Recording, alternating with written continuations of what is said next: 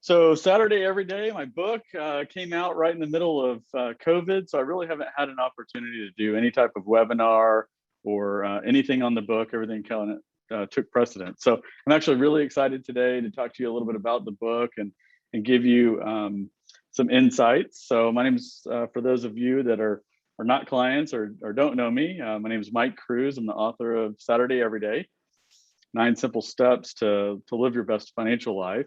I'm also the CEO of North Texas Wealth Management, a financial planning and wealth management firm right here in North Texas.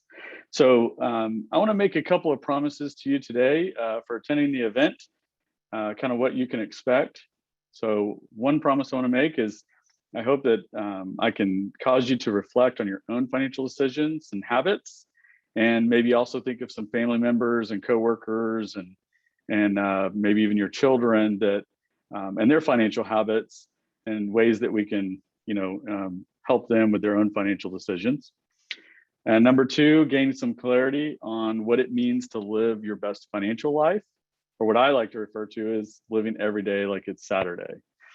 And third, I want to give you some insight of things that are not in the book, but maybe give you a little bit more behind the scenes approach and what prompted me to write some of the things that I did. I do have a question and answer session at the end. So there is a question and answer panel choice on the bottom of your screen. So feel free to add questions there and I'll get to those at the end here. So first off, I want to kind of start with, why did I write a book to begin with? There's plenty of books out there on finances. And what really drove that were my own clients asking me, hey, Mike, do you know a book that I can give to my kids to get them started in the financial planning and saving for their retirement? And I went, sure, I'm sure there's a great book out there. So I went to the bookstore and I really started combing through all the books on the shelf, and I could not find something that I really felt comfortable recommending to the client. As I opened the books, it was either a handbook where it told you just way too much information and it was written like a textbook. Wasn't excited about them giving that to their children, just too difficult. They're unlikely to read it. The second book that I found, the other types of books that I found were, really sales pitches. They were all selling something. So I decided, I walked out of there and said, you know what, how hard can it be? I'll just write a book. It turned out to be a little bit more difficult, or a lot more difficult than I originally anticipated. But I worked on it really once a week, and I did that consistently for years. And it finally came to fruition and got it published January of 2020. And I like the fact that the book is simple, it's building blocks, and I really designed it around principles that are timeless. So it's not something that as you give this to someone else or you read the book, it's not one of these that has to be updated and that you go, oh, this principle is no longer valid. That's the very nature of principles. And so I had 9 of them. So 9 simple steps or principles that are enduring. So as you plan your finances, these principles are going to continue to be relevant to you and your grandchildren. But I'm really passionate about financial planning. So many people haven't really planned for retirement. They really need all the help they can get. And I don't think all the resources are always really there for them. They feel like, I don't have enough money to have a financial planner, or I don't even know where to get started. So I wanted my book to be a launching pad for those people to start learning, have a place to really start asking the right types of questions and begin educating themselves. And so hopefully that's what they'll get out of it as they read the book. But my passion for financial planning really came from childhood. And I wanted to kind of share the backstory. I wrote a little bit of this in the book about how my dad had some financial stress in our family. But kind of the backstory is when my brother was born, he was born with a genetic disorder that was severe von Willebrand's hemophilia. And what that means is that his blood didn't contain the components that would help him with the clotting factor. So he would bleed longer if he didn't get a blood transfusion. And so it was very common in my household for my brother to lay on the kitchen table. Fortunately, my mom was a nurse. So instead of having to run to the hospital every time, it was a family affair. So at a very young age, I mean, my brother would lay on the kitchen table, my mom would start an IV, and that was kind of his hospital bed.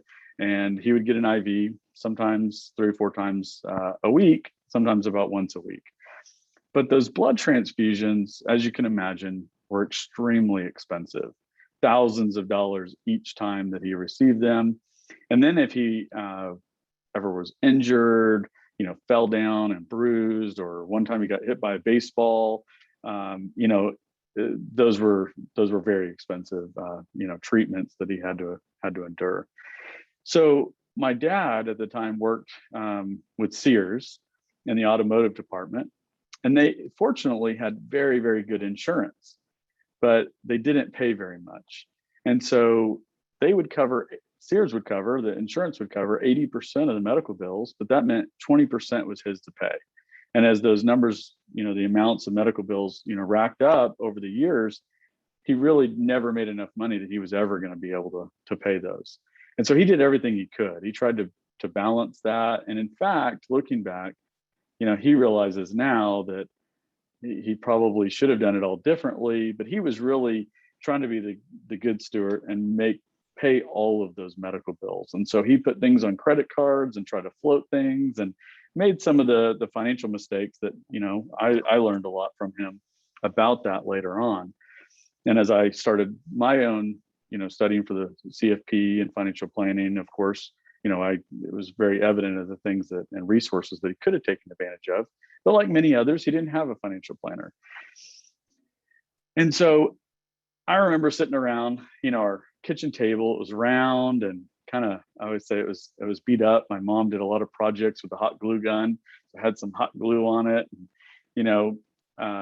one of my favorite memories from childhood are all the things we did around that table. But at that time, my dad sat across from me and said, "Mike, here's my paycheck. Here's my medical bills."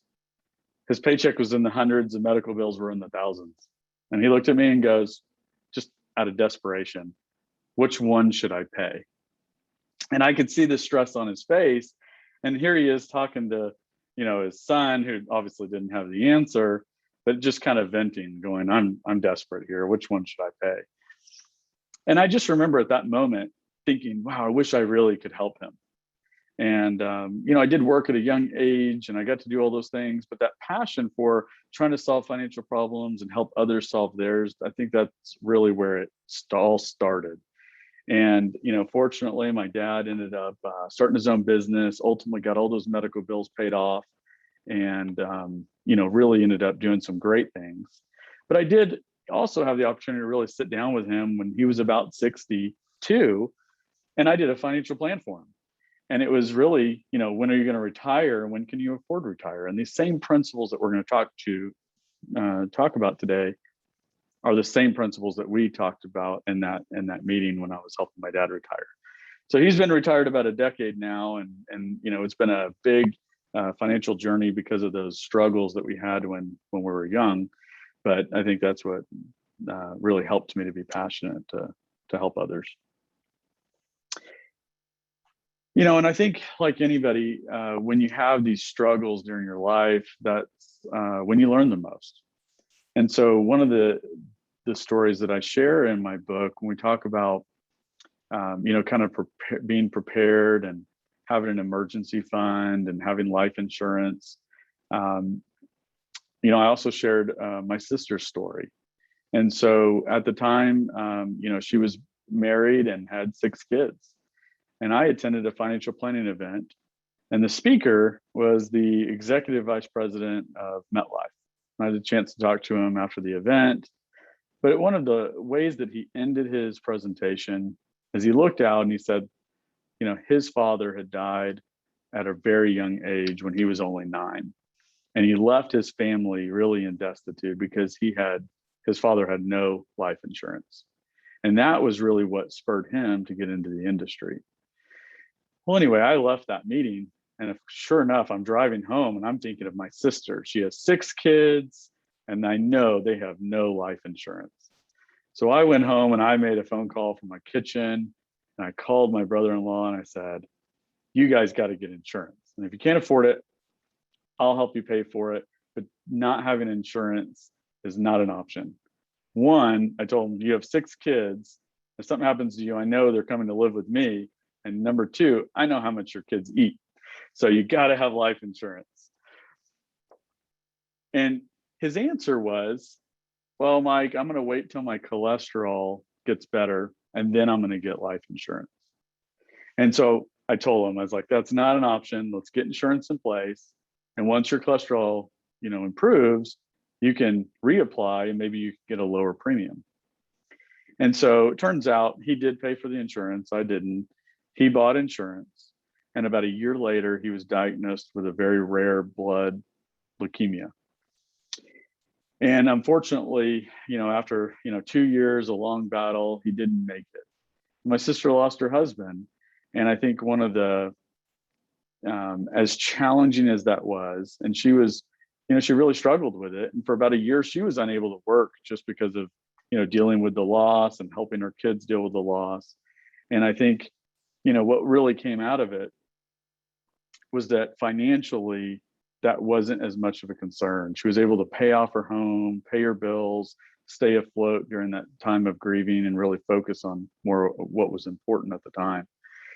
And so the importance of that financial planning and life insurance, we've all heard it before, but the lesson that I got out of it was a surprise and what I never really realized, because, as you have grown children, you don't really want to butt into their business. You don't want to go, do you have life insurance? Are you doing things right? Are you saving for retirement?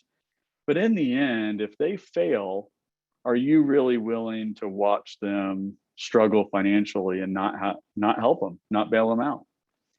And the same was true with my dad. So if she wouldn't have had the life insurance, 100%, my dad would not have retired. He would have continued to work to help her family because they would have needed it. And so even though that happened about the same time as he was ready to retire, it actually ended up being a blessing because my dad was able to retire. He was able to help drive, the 6 kids around and be there for emotional support rather than financial support. And so it was a very big lesson that we need to have those conversations with our children. And we need to make sure that they're taking care of their finances and they're putting those things first, because ultimately you can end up, with the burden as well. And you'd rather be there for the emotional support any day. So, making sure family members have life insurance is a really important takeaway. So 9 principles. I'm going to walk you through just briefly the 9 principles that I put in place. And I'm not going to read you the book, but let's look at each principle and just kind of what to focus on. So I like this one. It's principle number 1 for a reason. It's where you get started. So a lot of times people come in and they say, Mike, I want to start planning for retirement. I want to, plan my finances, but I don't even know where to begin. This is where you start.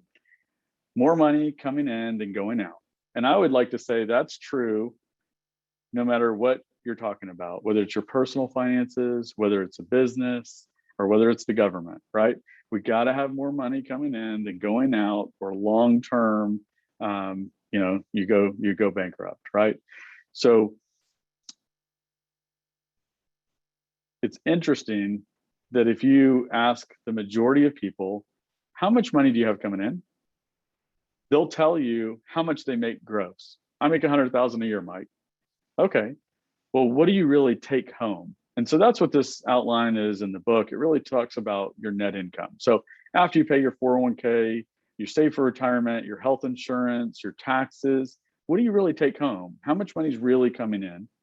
And then do you know your expenses well enough to know what's going out and how much is left over at the end of the month? So if that number is not positive, you can imagine that nothing else really matters. Eventually, this is going to catch up with you and you're not going to be successful long-term. And so this is the place to begin, is have more money coming in than going out. And then once you have that, your income and expenses right, Now it's time to start saving. So too many times I see the mistake of saying, well, I'll save after I pay everything, right? And if you do that, you'll typically not save anything because there's always things to spend money on during the month. And if you just try to save what's left over, there's usually nothing left over. So a great principle here is pay yourself first. When you get your check, decide, your taxes, your withholding, and make sure, that 401k savings goes in, but make sure you're putting in something in savings every single pay period to make sure you're paying yourself first, and then budget on what's remaining. And if you do that, you'll end up with an adequate emergency fund and savings and retirement savings because you've prioritized.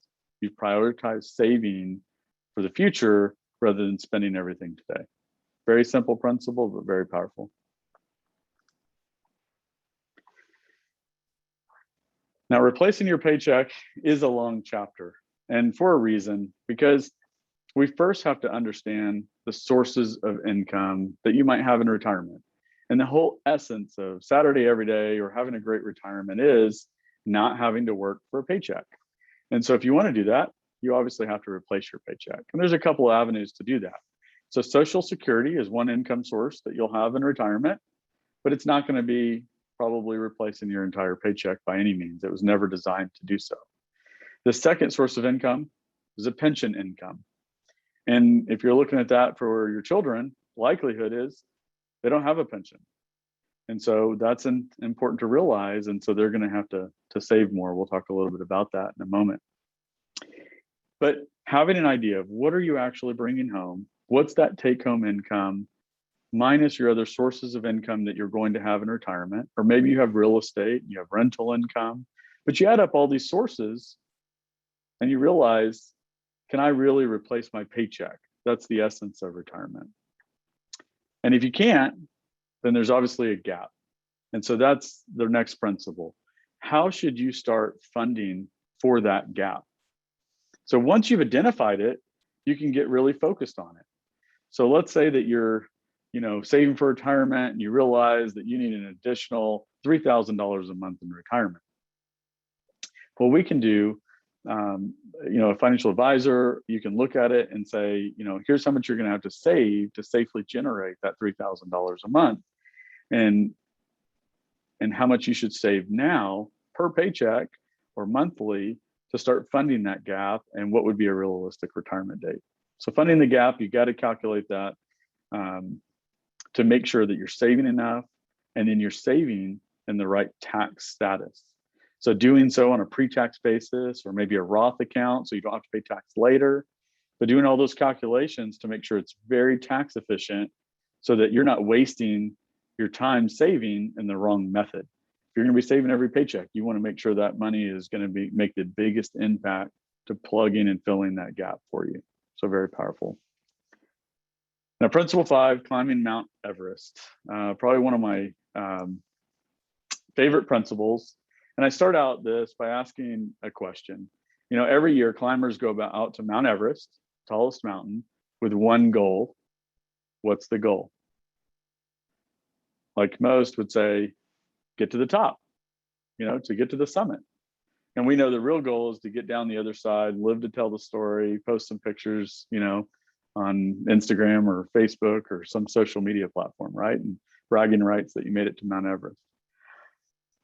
And so this parallels with retirement very closely in that we all look forward to getting to retirement. And like Mount Everest, most or more than half of the fatalities happen on the way down. They plan to get to the top of the mountain, but many fail to plan how they're going to get down the other side, have enough oxygen to get down, and that's usually where the fatalities happen.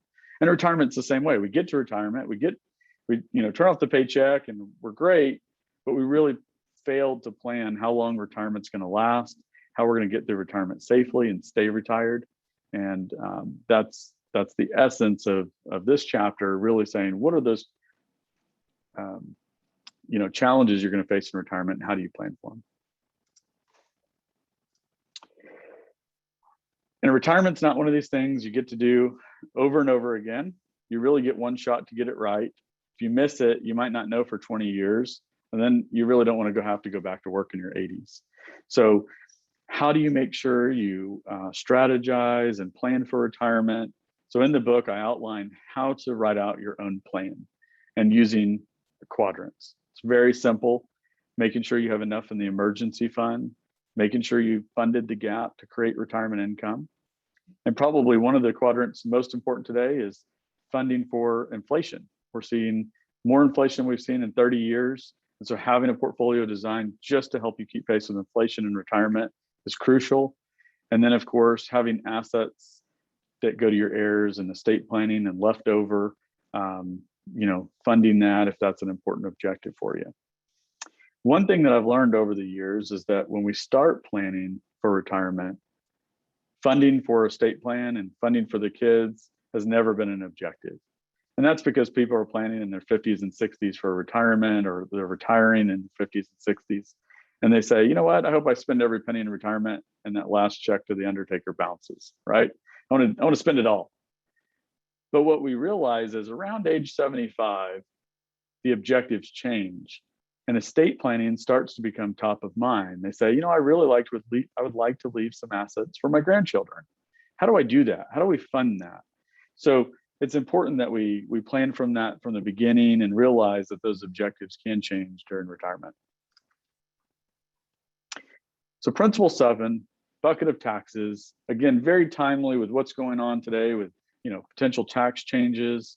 But I think the main principle here that's missed so many times is we judge our taxes based on our tax return. And we judge it based on how much we get back at tax season.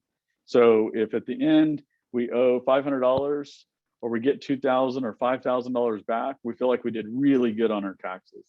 And that's really just a part of the equation. So I always like to think of taxes like this picture, where it's a bucket. You're putting tax in all year long. And at the end of the year, when you fill out your tax return, you're reconciling with the IRS and saying, did I give you too much tax money or did I not pay enough? But ultimately, the number that really matters is your total tax. And I would say 9 out of 10 people that I talk to, and I ask them, what's your total tax that you're paying per year? They have no idea, but they can right away tell you what they got in a refund. And so let's shift that from what we get in a refund to the total tax. And then let's start planning that. And taxes are your biggest opportunity in financial planning because you have IRAs, Roths, 401ks, you have pre-tax money coming out post-tax later, capital gains. How do you shift all of that? Maybe do some Roth conversions or take advantage of HSAs. There's ways to really maximize what you keep in retirement. And it's one of I would call it the biggest return without additional risk. Just requires planning. So it's kind of the only time you get a free lunch. And then, of course, once you've done all this planning, what I say in the book is the sooner that you realize there's going to be money left over, the more you can maximize it. And the wealthy and the high net worth already take advantage of this every day. I always say estate planning, those types of things are all a shell game. And if you play the game, you can have a lot of assets left over. So there's insurance type strategies. There's ways for your heirs to pay zero tax, zero estate tax, all by doing the planning ahead of time. So if it's important to you to leave money left over, you've done your plan, you fast forward, there's going to be money left over. There's ways to help you really maximize it and take advantage of that. So that's what I discussed in that chapter. Now, my favorite is the last chapter here. Live a life without limits. And I always laugh at that because here I am, a financial planner, talking to you about the budgeting and income and all of those things, and then living a life without limits. But really what this chapter is about is two things. What's your passion? How do you describe, what would you do with your life if you didn't do it for a paycheck? Because ultimately that's where you want to get to. You've done all this, you fill the gap, you no longer need that paycheck. So now what are you going to do with your time? And the other component to that is your health. So don't spend so many hours working and really don't take care of your health during that same time period, because then if you retire with tons of money, but you don't have the ability to move or go or travel and enjoy it, what good is it, right? They asked the Dalai Lama, after all this study, what was the most surprising to you about humanity? And that was really his response, that we spend, our life and we spend our health to get wealth. And then later in life, we try to spend our wealth to get our health. And of course, you can't do that. I think that's a great takeaway. But outlining what's important to you, how you're going to be remembered, setting your life priorities, and then aligning your finances with those priorities to make sure you can accomplish it. Maybe you can't do everything on the list, but what's the most important? And you can probably get that done. If you want to travel the world and visit every, 200 countries, and that's the most important thing to you, you can make a plan to accomplish it, but you might have to make other sacrifices. So living a life without limits isn't doing everything, but it's doing the things that are most important.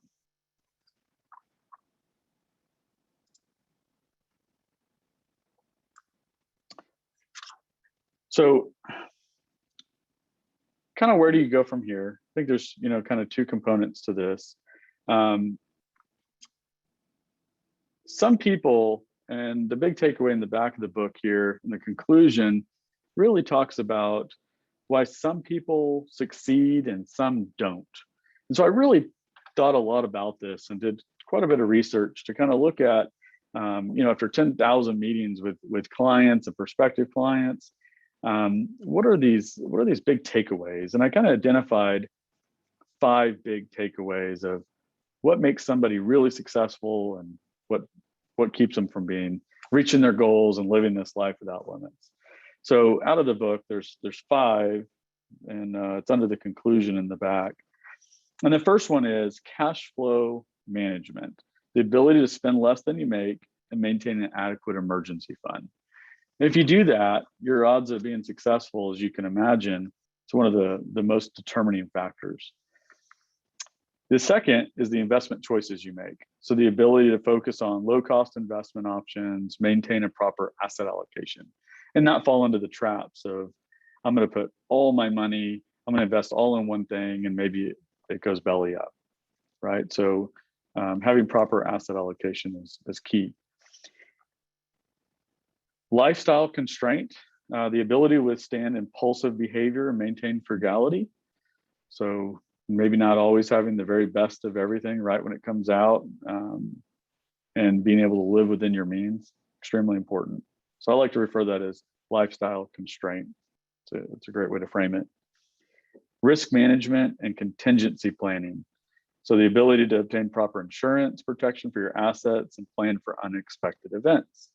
We've all heard the horror stories of maybe a family member that was between jobs and lost their health insurance, and then had a diagnosis. And of course, then they're asking friends and family and everybody for financial help. And so that all could be avoided with proper risk management, contingency planning, and that's all those pitfalls that you could avoid very easily just by being aware. And the last one is a sense of purpose or importance. The ability to stay active and relevant, which will improve your quality of life and longevity. So extremely important in life, but also in retirement. What's your purpose? And I've always found that if you ever ask, what's your purpose, it really always boils down to helping others. And so everybody can do that in different ways, but that usually is where people find purpose, is doing something that helps others. But having that and maintaining that in retirement is extremely important. Some of my retirees, were very helpful at work, very important at work. They retire and they didn't really realize that they needed that same feelings in retirement. They didn't plan for it.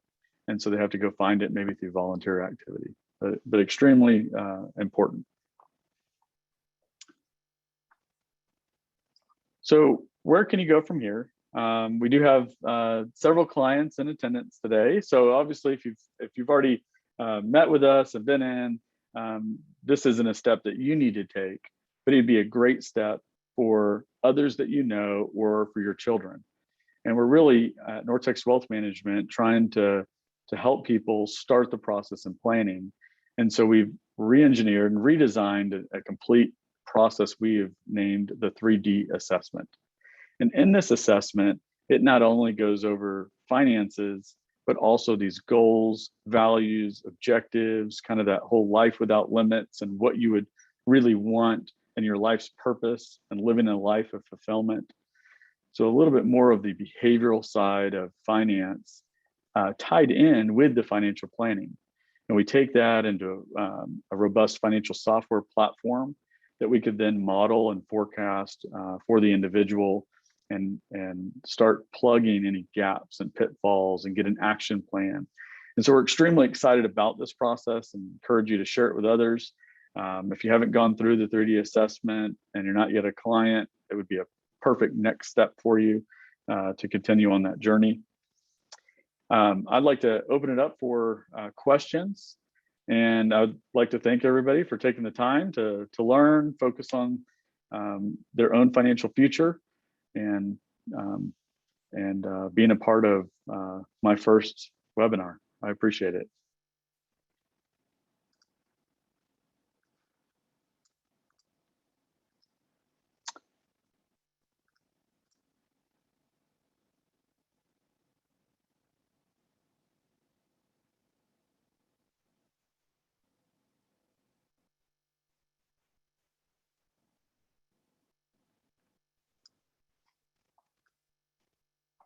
Got a few comments here, no questions yet.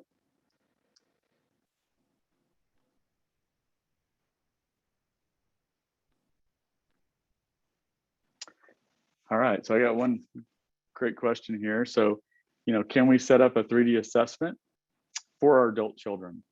So in fact, on actually tomorrow, we're scheduled to send out an email, and the email is going to talk about potentially a Christmas gift. If you're looking at something to get your adult children, many clients have asked, can I purchase financial planning or the 3D assessment for my kids? And so that planning really encompasses an entire year of planning. So it's an ongoing process. It walks them through, details to get all their finances and financial documents in order. And so for that, we charge $2,500.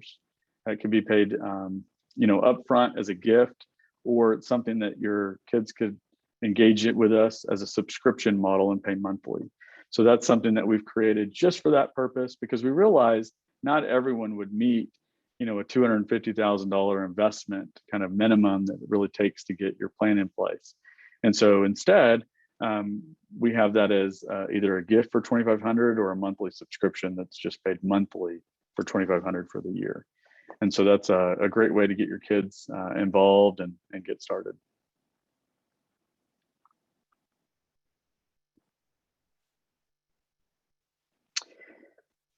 Yeah, so we got lots of comments, and looks like no more questions. So I appreciate it, and hopefully we got you thinking and about the next steps, and looking forward to seeing you in the office and meeting with you.